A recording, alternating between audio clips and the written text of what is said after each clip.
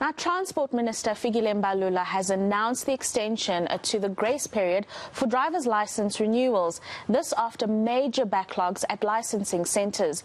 Joining us now to discuss the long-term solution is the Deputy Minister of Transport, SINDISIWE CHIKUNGA. Many thanks for your time this morning, Deputy Minister. So the Minister has made the official announcement about the extension until next year. In the meantime, how does the department plan on dealing with this issue of backlogs that prompted the extension? Thank you. Let me greet you and greet your listeners and say that I'm less than a month in the department, so this is my first interview with eNCA. The reason why we have a backlog that dates from March 2020 up until the end of this month, which is 31st of August, is because at the time we had the lockdown. And that lockdown affected the LTC offices as well. Remember, at some stage we're in lockdown level 5 and offices were closed, except for those that are providing frontline services.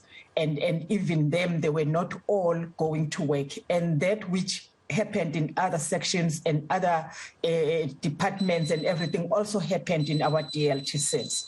And that therefore caused this backlog during this time that we're talking about.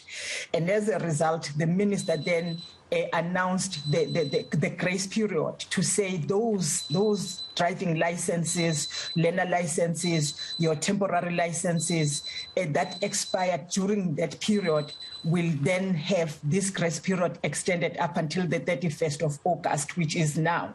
However, it came to our attention that the backlog is such that we have to consider again extending it, and as the Minister Fikile Mbalula announced yesterday, from up until the 31st of March next year.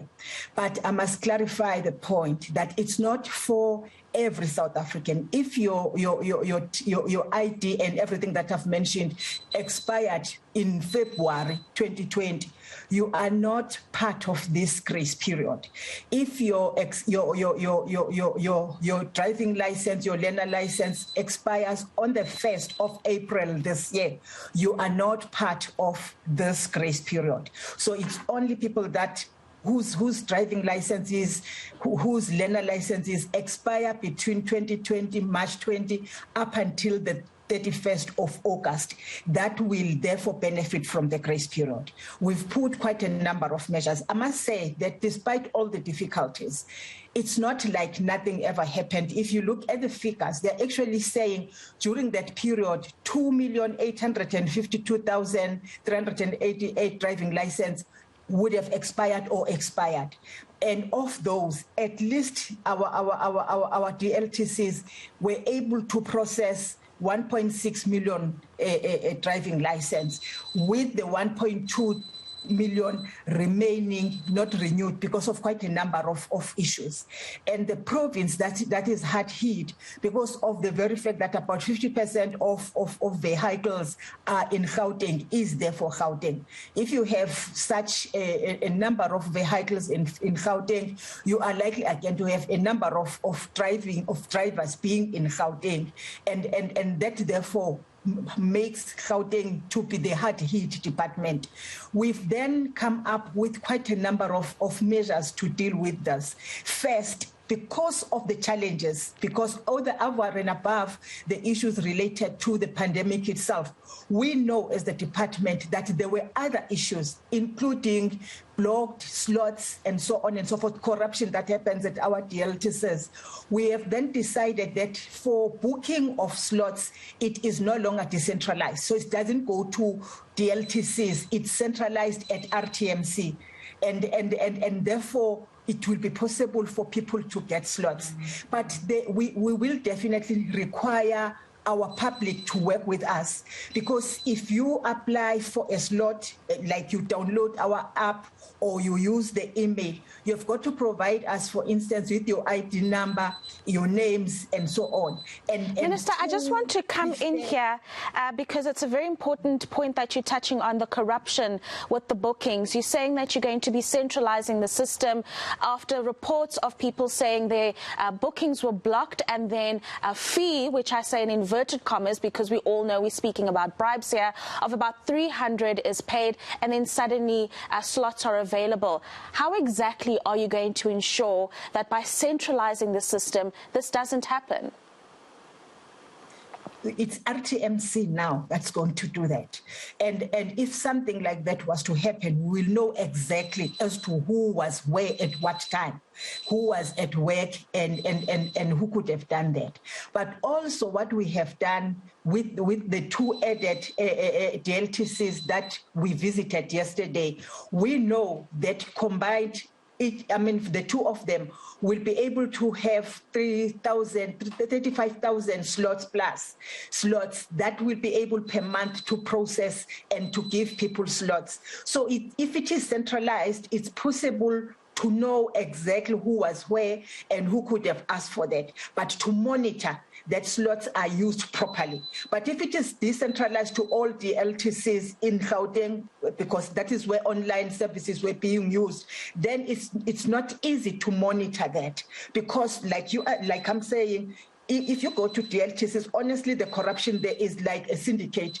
You speak to this person who is supposed to be a senior manager to deal with whoever below that person, and you find that it's actually a syndicate. They all know about what is happening. So the best thing is to remove that responsibility from them, which thing we have done.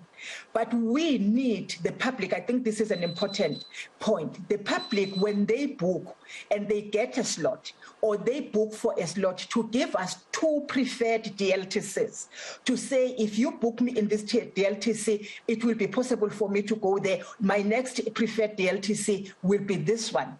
And if we book you and you find that maybe at the time you are at work, you are interviewing the deputy minister and therefore you can't take the slot, then of course to inform us on time so that we can allocate that slot to the next person, and then we look at another slot that can be suitable for you, so that we are able to deal with this backlog.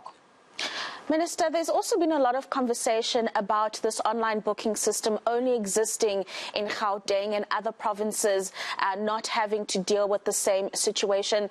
Was this a pilot project that went horribly wrong, or are we missing something in terms of the way in which you want to run the department nationwide?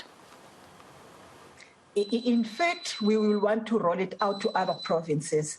I think Eastern Cape is getting there.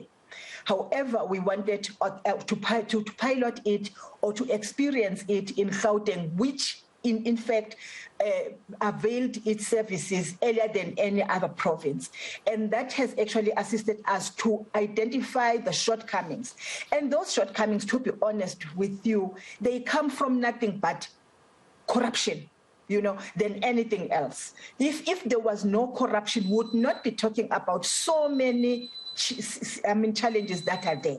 Surely you'll have issues related to the technology, issues related to the machines that are there that might be old and so on and so forth, that actually can frustrate whoever is at work and doing the work.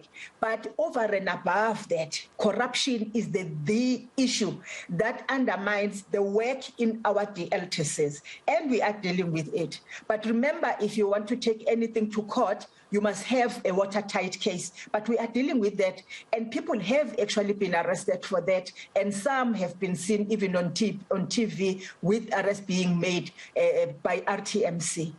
Right, very encouraging that there is some action that's happening in terms of that corruption there.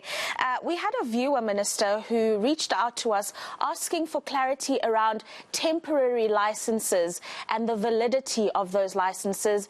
He was given the runaround by a certain department or licensing department, and the validity of his license expired quite early, and obviously forced to get another temporary license. Just clarify this issue of temporary licenses and their validity. They too will benefit from this grace period. So here it's your driving license, your learner license, your temporary license, and your, what is this, yes, those and the professional driving permits, yes, the professional driving permits, those that are used by our taxi drivers in the main, they will remain valid during this period, so they too will benefit. But we beg our communities and our people not to wait until, again, the 31st of March next year.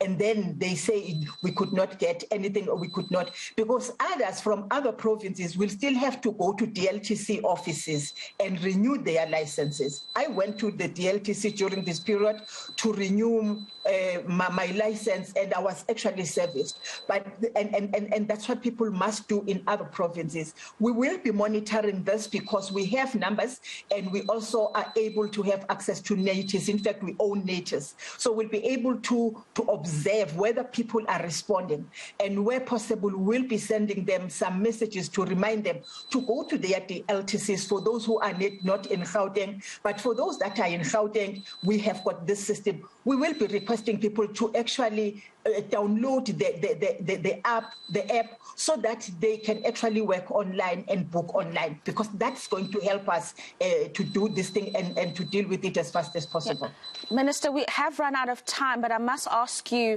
this final question, and I must ask that you be brief about it. It was anticipated that Minister Mbalula would also touch on the issue of e-tolls yesterday, because in July, government indicated that a decision about the e-tolls was imminent.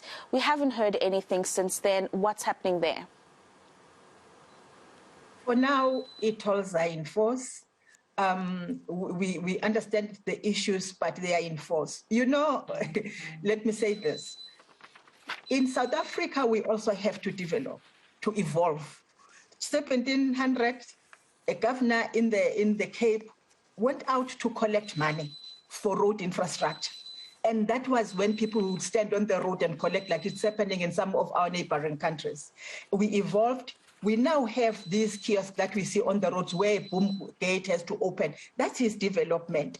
And then technology is there. We said, let's collect them electronically. It's the same system that started in the 1700, and it's developing. Now we say we can collect this electronically. That's what electronic tolling system is. You use the road that is tolled, you pay for it. You don't use it, you don't pay for it. It's as simple as all that. If you are on the N4 to Mpumalanga, there are toll gates, you pay for that. But if you avoid N4, you drive on a road that is not tolled, your car is not on the tolled road, you don't have to pay. That's what it means. That's what the user pay principle means. And that's what the e-tolls are all about. If you don't want to pay the tolls, you use other roads because they are there. If you drive on the tolled roads, whether it is in Gauteng or anywhere in the country, then you have to pay. And that is all because the money, if we are going to maintain our road infrastructure to be at world level and to maintain our position 18 in terms of the national road quality in the world, then we have got to have money to maintain them, to develop them, to extend and to expand them. And definitely that money will not come from the fiscus. No country is able to maintain its road infrastructure with the money that is collected by their national treasuries, like it is the case in South Africa. We will not be able to do that. So for me, it's such an easy matter that we have complicated. It's just something that has developed from 1700, and we are where we are now. we're saying we can collect the money electronically and we can collect it manually when we pass through a toll gate and the boom gate opens for us. It's just something like that. It's as simple as all that. It's not complicated, and we've got to service the money that the loan that we made, and we've got to pay it as a country whether we like it or not. So there is nothing that has changed for now. If there are new announcements, they will be made.